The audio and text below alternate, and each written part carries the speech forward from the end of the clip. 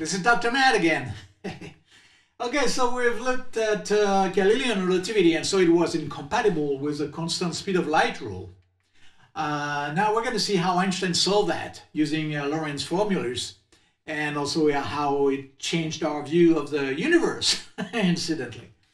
What's even more fun is we're going to use Einstein's brain, and use a publication he made in 1916 to derive the Lorentz formulas for us.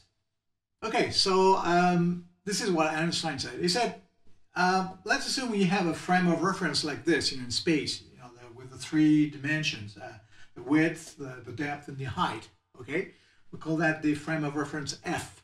And then we create another frame of reference F prime, similar, and at time t equals 0, t prime is equals 0 because time is absolute, of course, according to you guys. Crazy. And then from that, we can assume that frame of reference F prime is moving away from frame of reference F along the x-axis. We call that a boost, And by the way, the assumptions we took here, t prime equals 0, and at the same time x prime equals 0 at that time are called the standard configuration for the Lorentz formulas. Okay, so this is a boost, that means that there's frame of reference F prime moving away from F.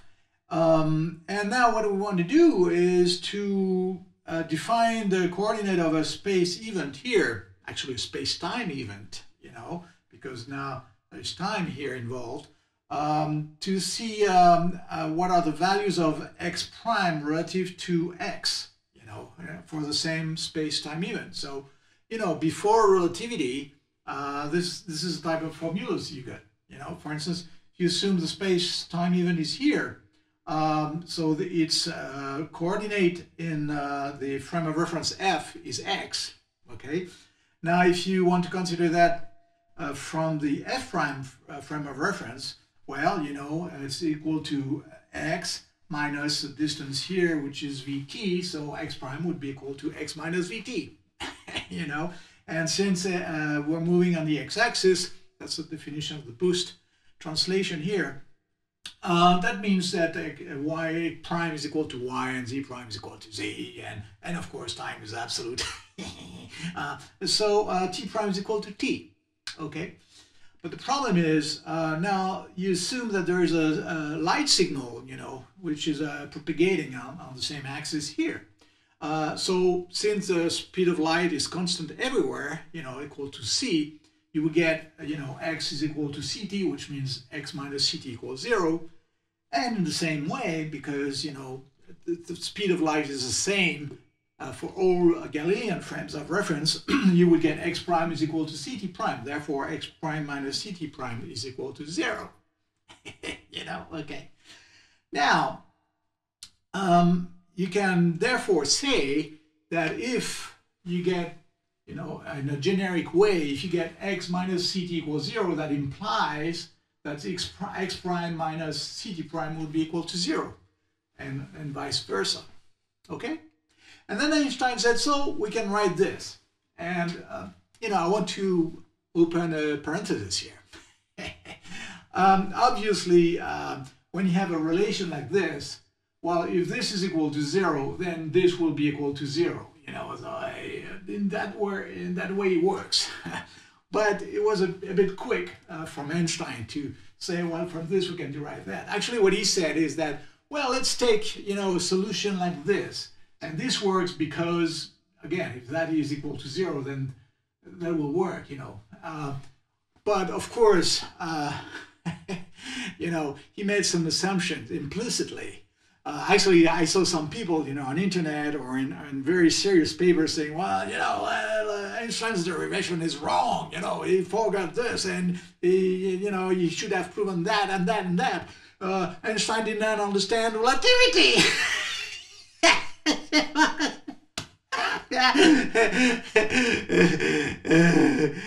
Well, no, Einstein did understand relativity, guys. Okay. And he also knew that you cannot, directly from there imply this. But he made some implicit assumptions, like space-time is homogeneous, you know, and isotropic, which means everything happens the same way anywhere in space, you know, in any direction. And also he assumed that, okay, the transformation, you know, to go from one frame of reference to another would be linear. But he didn't want to bother because this is just more stuff to put in your brain, and it's not really important because for him it was obvious, you know, that the transform was linear, and you can find derivation for that if you're, you know, if you really want to know. And then based on the fact that the transformation is linear, then you can easily deduce that then the only possible solution would be something like this. Okay? Okay. So let's close the parenthesis.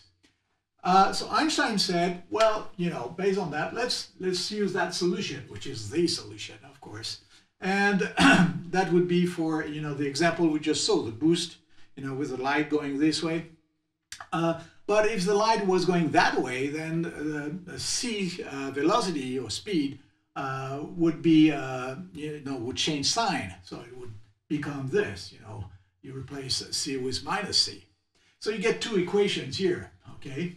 And what Einstein said is, okay, well, let's add the two equations here, and we can derive x prime from that. And we get x prime is equal to a constant times x minus another constant times ct. Okay? And similarly, we can subtract this equation from that equation, and we will get ct prime, you know, and we will get ct prime is equal, again, a constant times ct minus another constant times x.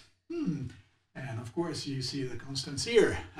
Well, let's give them a name, you know, like a and b. So we assume that a is equal to that and b is equal to that, and therefore you can write that x prime is equal to ax minus bct, linear transformation. And ct prime is equal to act minus bx, linear transformation. Okay, which is no surprise. Okay.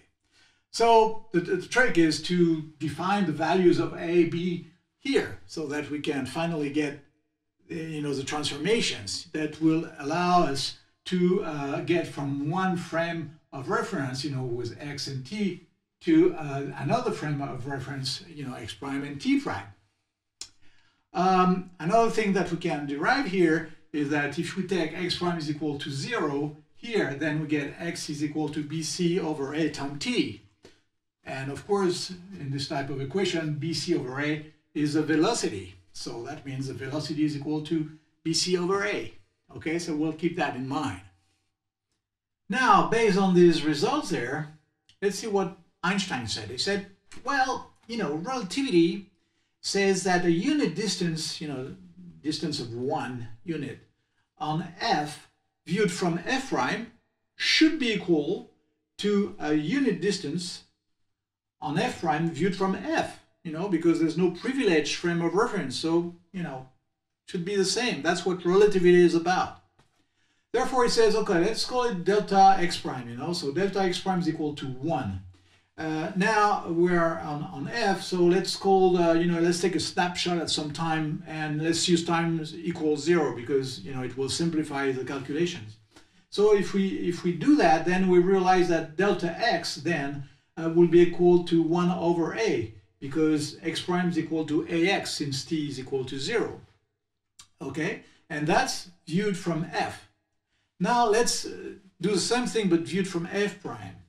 So we apply this this equation here, and we replace t by its value, so it will be t equals ct prime plus bx over ac. Okay, so that's the value we put here in the equation over there.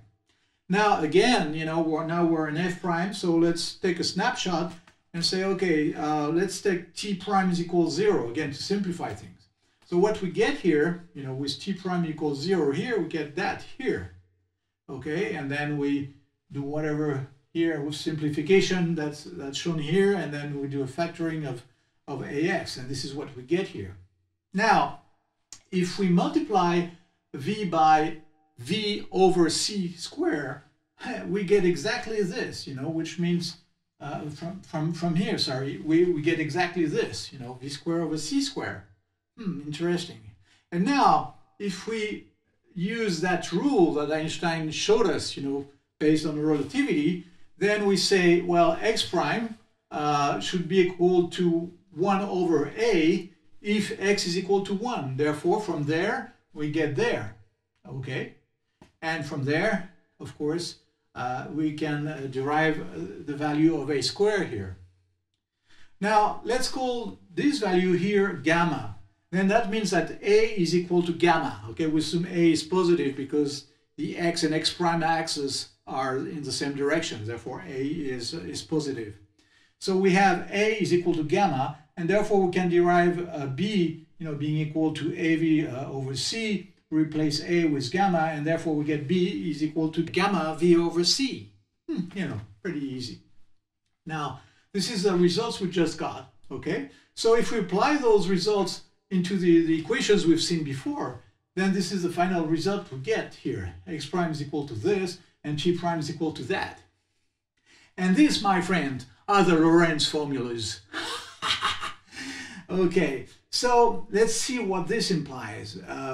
Well, in a generic way, we can already see that, there is a relativity of space here, which means depending from where you're measuring, here you get x, and here you get a different value of x prime when you look at it from the f prime frame of reference. So you have a relativity of space here. Now here you can see that you have a relativity of time as well. So the time is not the same depending on the frame of reference you're using. That's new. And finally, you get a third conclusion here, that there is a kind of a special rule of speed of light, because we can see here if v was bigger than c, then you would get a negative number in the square root, which is a no-no, in the real numbers world. Therefore, c is just like a limit. So we see a lot of conclusions here, and now we're going to see in more details how we can apply these conclusions to see how concretely it applies to the measurements we make for time, for distance, and then talk about the paradoxes of special relativity, which I like to call mysteries. See you next video.